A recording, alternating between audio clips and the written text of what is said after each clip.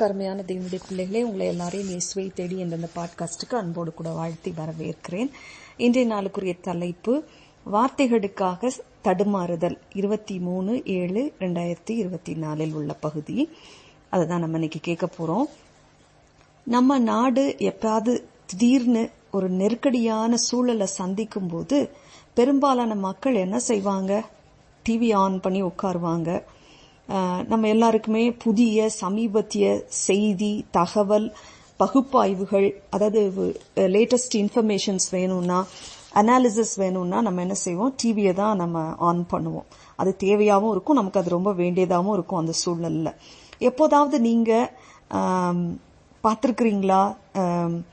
அதாவது வர்ணனையாளர்களும் கமெண்டேட்டர்ஸும் நிருபர்களும் வார்த்தைகள் கிடைக்காம தடுமாறுவதை பார்த்திருக்கிறீங்களா? குறிப்பா ரொம்ப கடுமையான நிகழ்வுகள் நடக்கும் போதோ அல்லது துக்கமான காரியங்களை அவங்க நமக்கு தெரியப்படுத்தும் போதோ வார்த்தைகள் கிடைக்காம தடுமாறுறத நீங்க கவனிச்சிருப்பீங்க.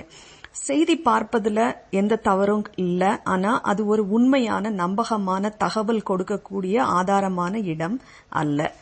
இருளான நேரங்களில் தேவனுடைய வார்த்தை தான் நமக்கு வெளிச்சமா இருக்கிறது, ஞானம் புத்தி அருளுகிறது. அதனாலதான் டிவியை ஆஃப் பண்ணிட்டு பைபிளை திறக்க வேண்டும். வேத வசனம் தான் நமக்கு இதெல்லாம் எப்படி நம்ம பார்க்க வேண்டும், எப்படி அணுக வேண்டும் என்ற ஒரு புதிய கண்ணோட்டத்தை, ஒரு தெளிவை நமக்கு கொடுக்கக்கூடியதா இருக்கிறது.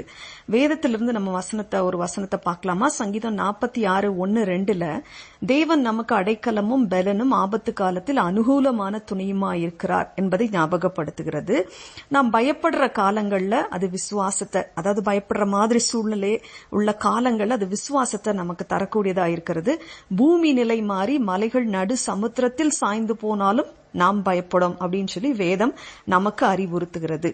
உண்மையான கண்ணோட்டத்திற்காக நீங்கள் எங்கு செல்கிறீர்கள்? தொலைக்காட்சியிடமா, வலைத்தளங்களிடமா, வலைப்பதிவுகளிடமா, டிவிட்டையா, அல்லது வெப்சைட்ஸ்லயா, இல்ல பிளாக்ஸையா, அல்லது வேர்ட் ஆஃப் காட் தேவனுடைய வார்த்தை இடத்துல நீங்க தேடி செல்கிறீர்களா? ஒரு சின்ன ஜெபம் பண்ணிடலாம். எங்களை நேசிக்கிற எங்கள் அன்பின் பரலோக தகப்பனே, கடுமையான சூழல், நெருக்கடியான நேரங்கள்ல நாங்க எதை தேடி ஓடுறோம்ப்பா? தேவனுடைய வார்த்தையா அப்படிங்கறத எங்களை நாங்களே யோசிக்கும்படியாக இந்த குறுஞ்செய்தி இருக்குதுப்பா. இந்த சத்தியத்தை அறிந்து கொள்ள உதவி செய்தீங்களே, அதற்காக ஸ்தோத்திரம். எங்களை நாங்களே ஆராய்ந்து பார்த்து அந்த மாதிரி நெருக்கடியான சூழல் நேரங்கள்ல நாங்க உண்மை நோக்கி பார்க்க உங்களுடைய வார்த்தையிடம் தேடி ஓடி வர எங்களுக்கு கிருபையை கொடுங்க. இயேசுவின் மூலமே ஜெபம் கேளும் நல்ல பிதாவே, ஆமென். இந்த குறு செய்தியை கேட்டதற்காக உங்களுக்கு நன்றி சொல்றேன். இது நான்சி டிமாஸ் வால்கமுத் என்பவருடைய சீக்கிங் ஹிம் ப்ரோக்ராம்ல இருந்து எடுக்கப்பட்டது. தேங்க்யூ. God bless you.